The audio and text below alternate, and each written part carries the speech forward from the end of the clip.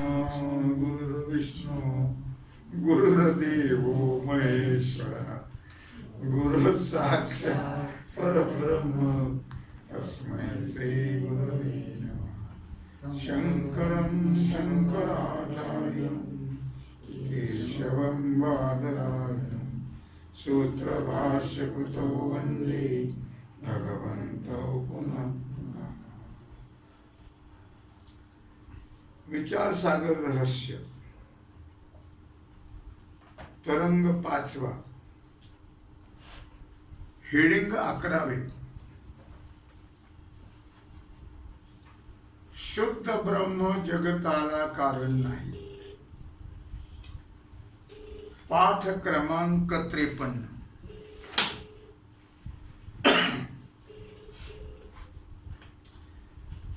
काल आपण काय पाहिलं की ज्याला केवळ विचाराने यथार्थ ब्रह्मज्ञान होत नाही त्याला लय चिंतनास त्या जगत उत्पत्ती क्रमाचा उपयोग व्हावा हे आहे। ज्याला विचाराने नाही होत ब्रह्मज्ञान यथार्थ, मग त्याच्याकरता लय चिंतन सांगितलं। ज्या क्रमाने जगताची उत्पत्ती सांगितली त्याहून उलट क्रमाने लय चिंतन करावं। लक्षात मी काल तुम्हाला सांगितलं थोडक्यात, पंचमहाभूताची उत्पत्ती कशी होते तर वरून महत्त्वापासून आकाश, आकाशात वायू, वायूपासून अग्नी, अग्नीपासून जल, जलापासून पृथ्वी, लय उलटा होतो। मग लय उलट आहे। मग लय कसा आहे, ज्याच्यापासून जे उत्पन्न झालं त्याच्यात ते विलीन होत, त्याला लय म्हणतात। मग पृथ्वी कशापासून झाली, मग ते जलात पृथ्वीचा लय झाला, संपलं। जल कशापासून झालं, मग अग्नीत जलाचा लय झाला, एकरूप झालं। अग्नी कशापासून झाला, वायूमध्ये अग्नीचा लय झाला। वायू कशापासून झाला, आकाशात वायूचा लय झाला। आकाश कशापासून झाला, महत्त्वापासून। त्या महत्त्वात आकाश विलीन झाला, याला म्हणतात लय चिंतन। सुईचं यायचं उलट जायचं, म्हणून शिडीचं उदाहरण दिलं होतं का, ज्या क्रमाने आपण उतरतो चढतो त्या क्रमाने उतरायचं। लक्षामध्ये मग कशा करायला सांगितलं लय चिंतन, किंवा ज्याला विचाराने कळत नाही, यथार्थ ब्रह्मज्ञान होत नाही, त्याला लय चिंतनास काय त्या जगत उत्पत्ती क्रमाचा उपयोग व्हावा हे आहे। आता ज्या क्रमाने जगताची उत्पत्ती सांगितली त्याहून उलट क्रमाने लय चिंतन करावं। कळलं, उत्पत्तीच्या उलट क्रमाने। मनुष्य ज्या क्रमाने जिना चढतो बघा, ते उदाहरण, त्याच्या उलट क्रमाने तो खाली उतरतो, कवडी टाकतो, उलट क्रमाने उतरतो। त्याप्रमाणे लय चिंतनाने अद्वैत ब्रह्माच्या ठिकाणी बुद्धी स्थिर होते। लय चिंतनाने काही राहतच नाही, मग बुद्धी एक ठिकाणी स्थिर होते। बुद्धी स्थिर का होते, तर अनेक विषय आहेत ना, तिकडे भटकत जाते। आपण पूजा करत असतो, मन कुठं कुठं जातं आणि काय काय विचार करतं, बाबा बाबा, इतका विचित्र प्रकार आहे। त्या मनाला तरी कुठवर त्याची गचांडी पकडावं लागते, त्याला पांढरा घेऊन बसावं लागतं। इथं मर तिथं मरतच नाही, ती लगेच पुढे अशी मनाची शक्ती आहे, विचित्र वृत्ती। तशी ती बुद्धी जी आहे, ही बुद्धी अनेक विषयामध्ये रमते, तिथं ती स्थिर राहत नाही। मग ब्रह्माच्या ठिकाणी ती स्थिर कशाने होते, लय चिंतनाने। कळलं का, त्या लय चिंतनाचा प्रकार सुरेश्वराचार्य आणि पंचीकरणात सांगितलेला आहे। सुरेश्वराचार्य कोण, हा, शंकराचार्यांचे शिष्य पूर्वजन्मी पूर्व आश्रमात ते कोण होते?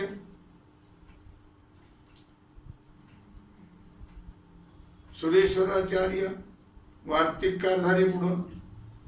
ते कोण होते? मंडन मिश्र होते. महिष्मती नगरीचा राजा होता. कथा आहे मोठी, प्रसंगाला सांगितली. तेव्हा सुरेश्वराचार्यांनी पंचीकरणामध्ये सांगितलेला आहे तो प्रकार थोडक्यात सांगतो. शुद्ध 11 वहिडे. शुद्ध ब्रह्म जगताला कारण नाही. जगताच्या उत्पत्तीचा विचार करावयाचा म्हणजे प्रथम जग कुठे व कसं उत्पन्न झालं याचा विचार करणं आवश्यक आहे. जग कुठे आणि कसं उत्पन्न झालं, कुठे उत्पन्न झालं आणि कसं उत्पन्न झालं याचा विचार करणं गरजेचं आहे. आता जगताच्या उत्पत्ती संबंधाने विचार करू गेलं तर असंग शुद्ध परमात्म्यापासून जगत उत्पन्न होतं असं म्हणता यायचं नाही. परमात्मा कसा आहे? असंग आहे, शुद्ध आहे. त्याच्यापासून जगत उत्पन्न होत नाही. उत्पत्तीला नेहमी दोन लागतात, संग लागतो.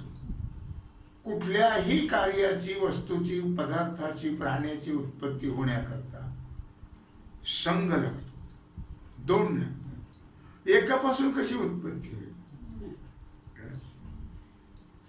याला दृष्टांत असा की ज्याप्रमाणे सडीक शुद्ध तांदळापासून, म्हणून आता ते रेशनचे तांदूळ चांगले म्हणतात, पण आम्हाला ते सवय लागली 60-70 रुपयाची खायची किलोची. स्वादिष्ट तांदूळ काय फार सुंदर होतो, पण त्याला काही महत्व त्याने आजार वाढतो.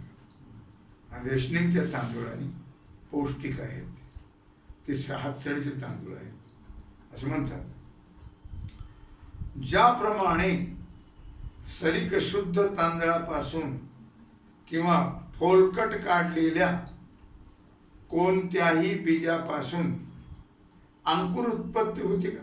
नाही होत. सडलेल्या तांदळापासून कशी होईल? अख्ख्या साडी पेरावं लागत तेव्हा तर अंकुर उत्पन्न. सडलेला तांदूळ नाही. टरफल काढलेले कुठल्याही पदार्थापासून अंकुर उत्पत्ती होत नाही, भाजल्यावर होत नाही. तसं केवळ पुरुषापासून पुत्रादी उत्पत्ती होत नाही. त्याप्रमाणे असंग, अक्रिय, अविकारी, तो म्हणतो माझा मुलगा, माझा मुलगा, त्याला काही अधिकार नाही माझा मुलगा म्हणायचा, कारण त्याचा नाही तो. कळलं? तू उडे मारतो ना माझा मुलगा, आम्हा दोघांचा आहे, आम्हा दोघां असं म्हणत बरोबर. म्हणून इथं काय म्हटलंय? केवळ पुरुषापासून पुत्रादी उत्पत्ती होत त्याप्रमाणे असंग, संगरहित परमात्मा आहे. अक्रिय, क्रियारहित आहे. अविकारी, विकाररहित आहे. शुद्ध आहे. शुद्ध ब्रह्मापासून जगत उत्पत्ती होणार नाही. ही गोष्ट पहिली लक्षात ठेवली पाहिजे. तात्विक दृष्टीनं ब्रह्माशिवाय दुसरा पदार्थच नाही. खरं तर एक ब्रह्मच आहे, बाकीचं नाही. काय एकमेवाद्वितीयम ब्रह्म. मग त्याला संबंध तरी कोणाचा होणार? दुसरी वस्तू जर नाही, संबंध कसा होईल? कोणाचाच नाही. म्हणून ते असंग आहे. असंग काय? असं दुसरं कोणी असलं त्यांनी मैत्री केली असते, मित्र. ते नाहीच, कोणी एकच आहे, तो कोणाचा संग करणार? नित्य एकरूप आहे. ते नित्य आणि एकरूप आहे म्हणून अविकारी आहे. दुसरं असतं तर विकार निर्माण झाले असते. दुसरं नाहीच नाही, एकच आहे ना ते. मग कशाचे विकार निर्माण होते? विकाराला नेहमी दोन लागतात, तेव्हा विकार. जमीन आणि बी, नुसतं बियाला विकार उत्पन्न होत का? अंकुरित नाही होणार. त्याच्याकरता जमिनीत नाही तर पाण्यात तरी भिजवायला लागतं. तेव्हा त्या पाण्याच्या संघाने किंवा जमिनीच्या संघाने त्याला अंकुर उत्पत्ती होते. या नुसते बियाला होती का? नाही होत. म्हणून परमात्मा अविकारी का आहे तर तो एकच आहे. एकरूप असल्यामुळे त्याला विकार उत्पत्ती होत नाही. एकच माणूस असला तर काय भिंतीला भांडण काय? बायकोचं त्याचे पटतच नाही, पटतच नाही, भांडणच करत राहता. आता एकच असल्यापासून कोणाला भांडण? भिंतीला नाही काय? तू बोलत होती की नाही विश्वनाथला? रागवायची की? आता कोणाला रागवा? त्यांनी तिला काय, मी काय, मुक्ताबाईनं काय, कोणाला रागवा आम्ही? काय एक माणूस काहीच करू शकत नाही ना. दोन असेल तर विकार होऊ शकतात. बोलणं म्हणा, भांडणं म्हणा, काय वाटेल ते. परमात्मा अविकारी आहे एकच असल्यामुळे, शिवाय व्यापक आहे सगळीकडे. तोच तो नाही ऐसा ठाव उरलास का बन. नाही अशी जागाच नाही. जळी स्थळी काष्टी पाषाणी कुठेही पहा तो सर्व ठिकाणी परमात्मा व्यापलेला आहे. कुठेही पहा काय. आणि म्हणून तो अक्रिय आहे. आश्चर्य सर्व ठिकाणी परमात्म्याची व्याप्ती आहे, फक्त एवढ्या भागात नाही. म्हणून गोपाळाने सांगितलं, देवा अरे ते भाऊ आला ना यमुनेमध्ये, आता कसं जाऊ हात धुवायला काला खाल्लं? ते म्हणले मग तिरीला पुसा. का? त्याला महत्व आहे लक्षात ठेवा. पुसोनिया हसे टिरी सांगा ते हात. तिथं तेवढ्या भागात दैवत नाही, सगळ्या शरीरात दैवत आहे, पण तिथं सुद्धा त्यांना मिळू नये तो भाग, म्हणून तिथं हात पुसायला होते. लक्षामध्ये स्त्रिया कुठे हात पुसत आहे सगळ्याच्या वेळेला. आता आता काय करू मन ठेवतात फांगली, नाही तर कुठे नेहमी हात. माणसं काय, स्त्रिया काय, हो लक्षात आले का? म्हणून पदार्थाचा संबंध म्हणून अक्रिय आहे, व्यापक आहे, अक्रिय आहे. अविद्यादी पदार्थाचा संबंध लागत नाही त्याला. म्हणून नित्य शुद्ध आहे, नित्य शुद्ध पवित्र. अशा नित्य शुद्ध बुद्ध परमात्म्यापासून जगत उत्पन्न होत नाही. हे खरं असलं तरी प्रत्यक्ष दिसते याची वाट कशी लावायची? आता जगत उत्पत्ती होत नाही परमात्म्यापासून, शुद्ध आहे. मग हे दिसतं याची वाट काय? काय लक्षात आलं का? हा नाही, आवाज चांगला आहे.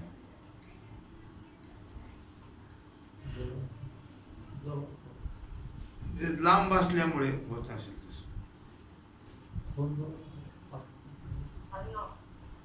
का? बंद झाला काय? बंद झाला नाही, त्यांनी बंद केला, कट केला त्यांनी. हरिओम म्हटले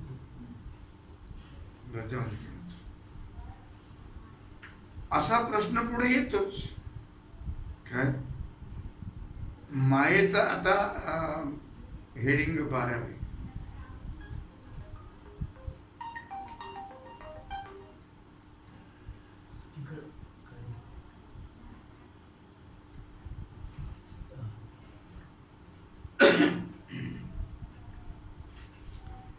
हेडिंग 12वी 13वी नाही 12वी. मायेचा स्वीकार करणं आवश्यक आहे. मग आता संघ कोणातरी पाहिजे ना जगत उत्पत्ती करता. मग आता मायेचा स्वीकार करावा लागेल, त्याच्याशिवाय उत्पत्ती होणार. सगळा खेळ कोणाचा आहे? मायेचा. अशा अडचणीमुळे पुत्रादी कार्याच्या सिद्धी करता ज्याप्रमाणे पुरुष एक स्त्री तिला एक स्त्री पुरुषाला मानावी लागते, त्याप्रमाणे परमात्म्याचे ठिकाणी काहीतरी माया म्हणून एक पदार्थ माना. एकाने सांगितलं सगळे लोकांना मुलं आहेत राव, सगळे पप्पा पप्पा पप्पा म्हणून मागे पडतात, बोलत मला माझ्या कोणी पडतच नाही, मला कोणी पप्पा म्हणत नाही, माझ्या मागे कोणी पडत नाही. मग त्यांनी उपासना केली म्हसोबाची उपासना अनुष्ठान केली. म्हसोबा प्रसन्न झाला. हे भक्ता वरामृही, तुझ्या सेवेला मी प्रसन्न झालो. ते म्हणले देवा, सगळ्या दुनियाला पोर आहेत, पप्पा पप्पा म्हणतात, मागे पडतात, मला कोणी पप्पा म्हणत नाही, माझ्या मागे कोणी पडत नाही. तर मला मुलगा व्हायला पाहिजे, म्हणजे पप्पा म्हणेन मला, गप्पा मारील त्याच्याशी. ते म्हणले हो बरोबर आहे, खरं आहे. तुला मुलगा नाही? म्हणले नाही. तुला लग्न होऊन किती वर्ष झालं? ते म्हणलं अजून झालंच नाही. मग मूर्ख तुला होईल काय? मी कशाला सांगितलं तुमच्या लक्षात आलं का? जसं ज्याप्रमाणे पुरुषाला एक स्त्री मानावी लागते, त्याप्रमाणे परमात्म्याचे ठिकाणी काहीतरी माया म्हणून एक पदार्थ माना, नवे मानलाच पाहिजे.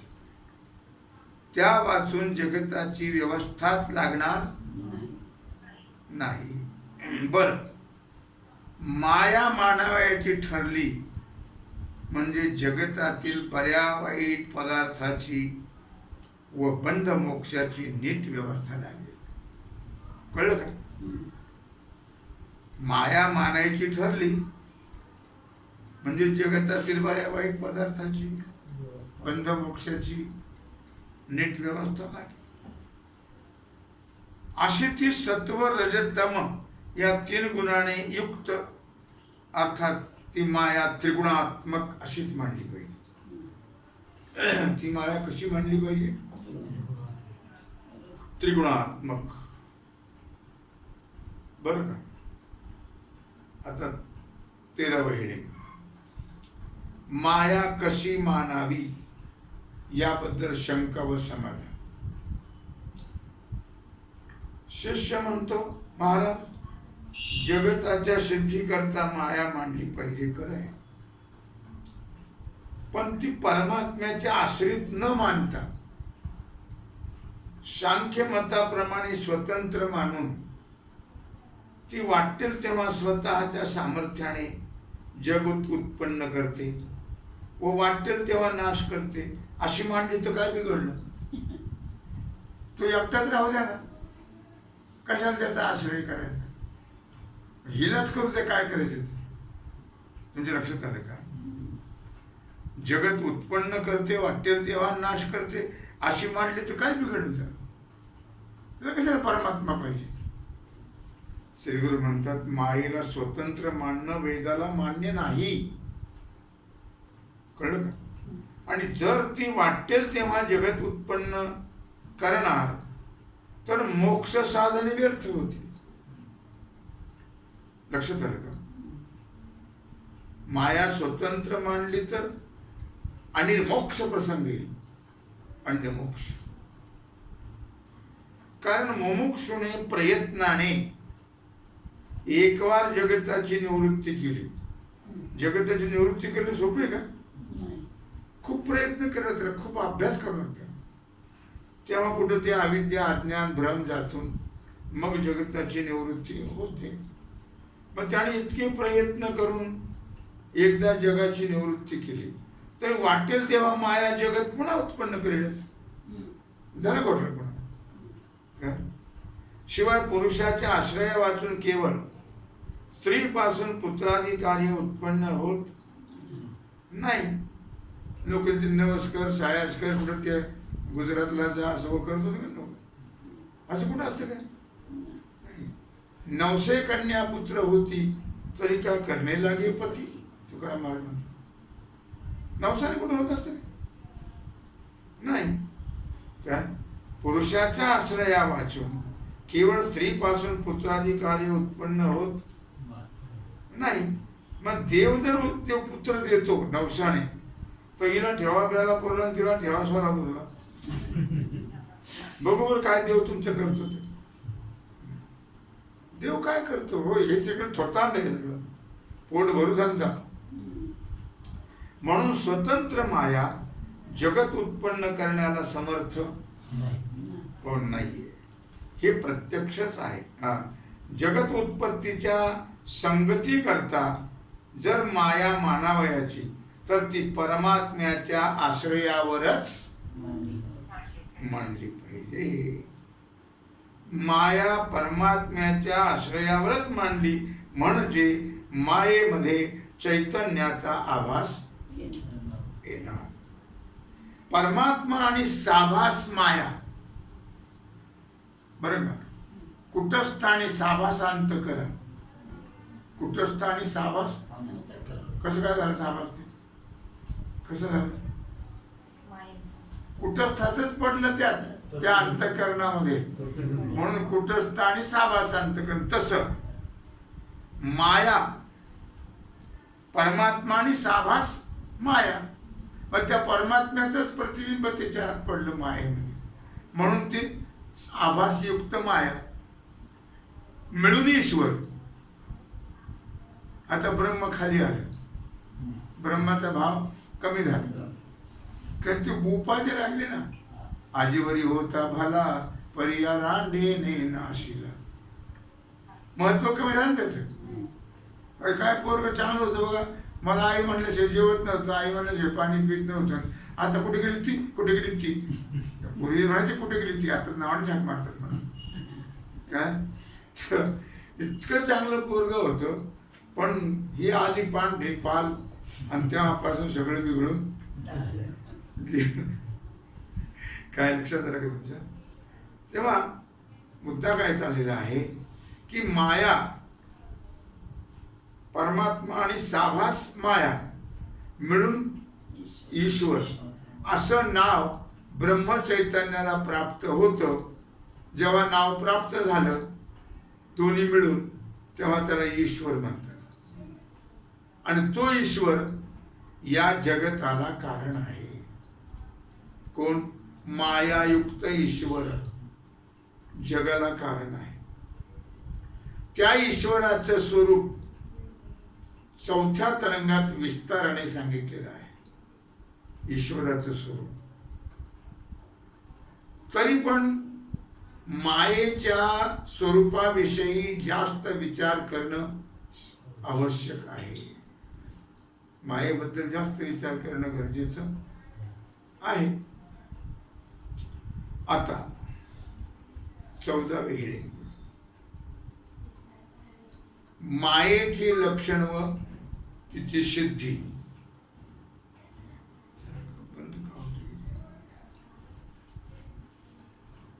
लॉक होते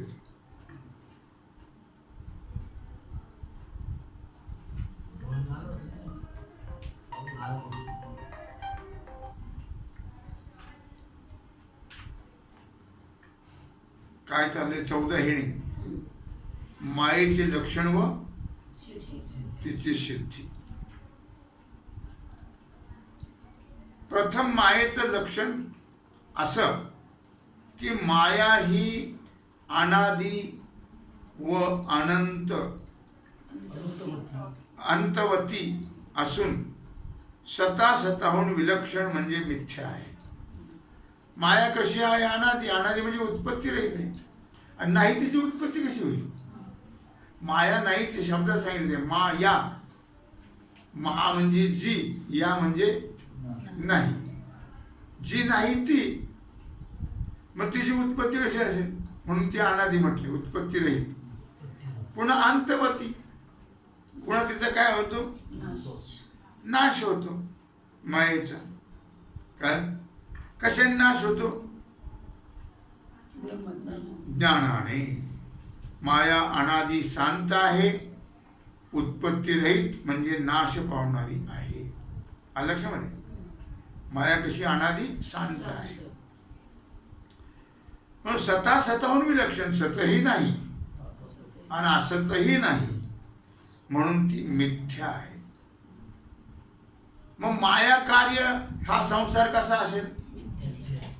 मिथ्याच आहे. पण आम्ही चालविती व्यवहार सत्य म्हणून. खोटं आहे, सगळं मिथ्या आहे. काहीच नाही. मी काल सांगितलं होतं, हे जर खरं असतं तर आपण पुस्तकं इथे ठेवली नसती. जाणाऱ्या माणसाने बरोबर नेली असती. पुस्तक म्हणजे ग्रंथ नाही, बँकेची पुस्तक काय. पण ते खोटं आहे सगळं, त्याचा काही उपयोग नाही आहे. तेव्हा या मायेलाच अविद्या नाव आहे, या मायेलाच अज्ञानही नाव वगैरे हे नाव आहेत. मायेलाच, माया म्हणजे अविद्या, म्हणजे माया म्हणजे अज्ञान. ब्रह्मचैतन्य आश्रित माया आहे. माया कोणाच्या आश्रित आहे? ब्रह्मचैतन्याच्या आश्रित माया आहे. म्हणून वर सांगितलंच आहे, ते सामान्य चैतन्य मायेच्या विरोधी नाही. लक्षात आलं का? सामान्य म्हणजे काय?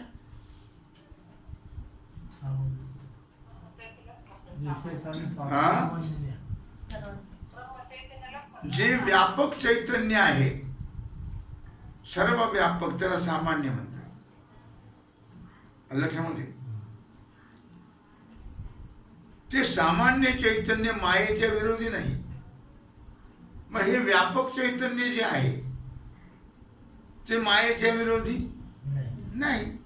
उलट तिच्या जगत कार्याला सहकार्य करणार आहे. साधक म्हणजे सहकार्य करणार, साधक आहे ते. त्या मायेस विरोधी ब्रह्माकार वृत्ती किंवा त्या वृत्तीत असलेला आभास हा आहे. मायेला विरोधी कोण आहे? ब्रह्माकार वृत्ती किंवा त्या वृत्तीत असलेला आभास हा विरोधी आहे. शुद्ध चैतन्य आश्रित असलेली माया अनादी आहे. शुद्ध ब्रह्म चैतन्याच्या आश्रित असणारी माया कशी आहे?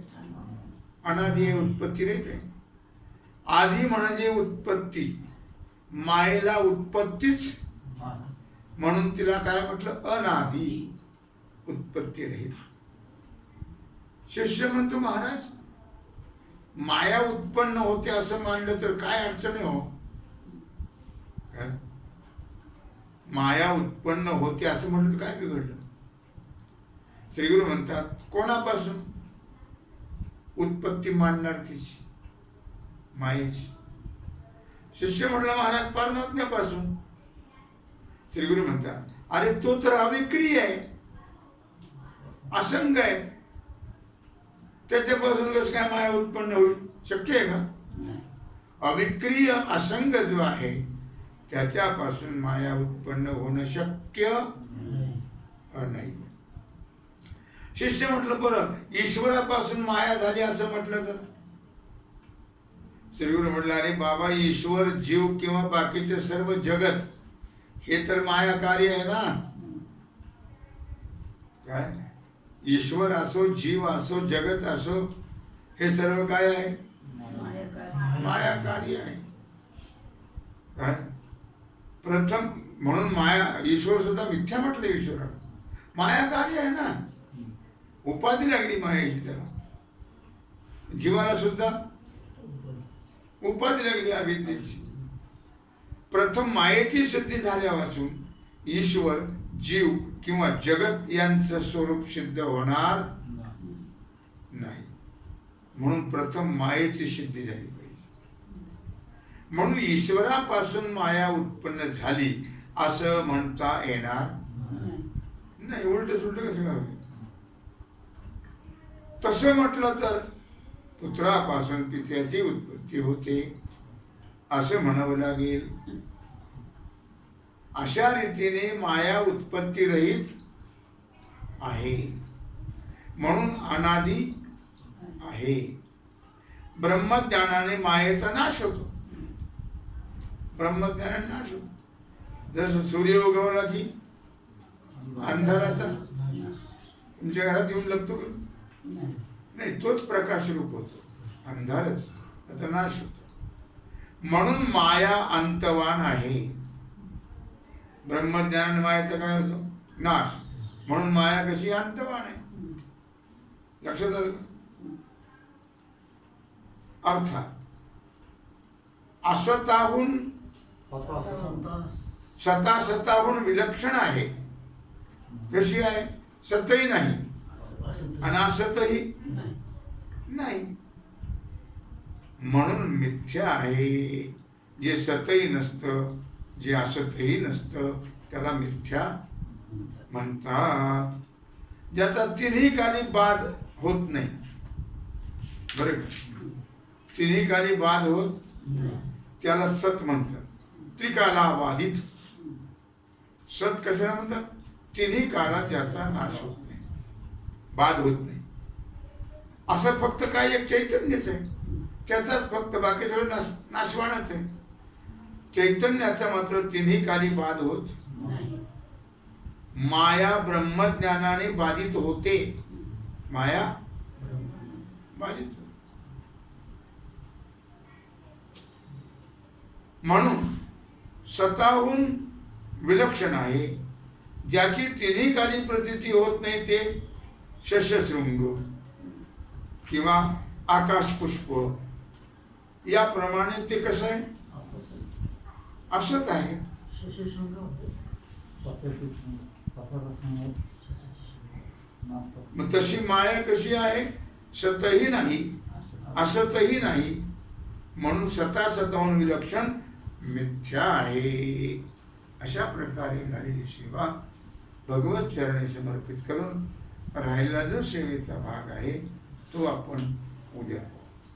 कुंडलिक वरदे हर विठ्ठल श्री ज्ञानदेव तुकाराम पंढरीनाथ भगवान की जय.